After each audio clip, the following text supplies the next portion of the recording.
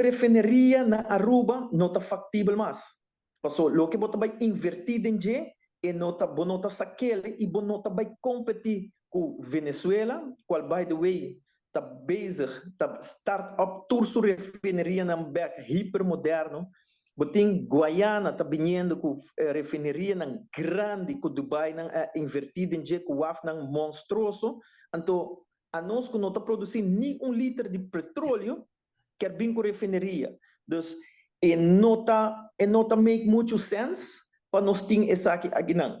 Refineria tem seu dia não de glória, ela ajuda nos hope, pero banda de Jesse nós tem que nós por hasi para nós por generar inkomsten não que nós ter. Então, que está op korte termijn com nós por barra corrente seguro, tá que nós pone mais solar panel riba edifício não de governo, qual tá algo factível, qual que utilities mesmo por financiar. Então, by the way, se você não sabe viento, parque de viento de Bolino está vende corrente com el mar, então não está de el mar.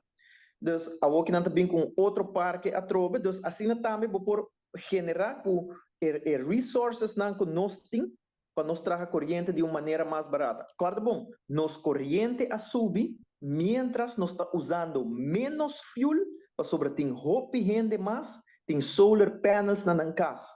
Essa aí se nunca não explica nenhum rende comportar.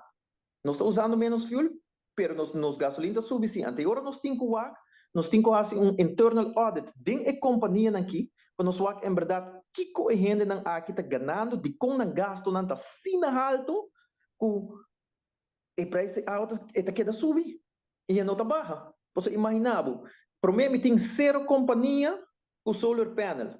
Agora, tem 100 companhia na Aruba com solar panel. Então, nós estamos usando menos fuel para trazer corrente. De como o preço da corrente está subir?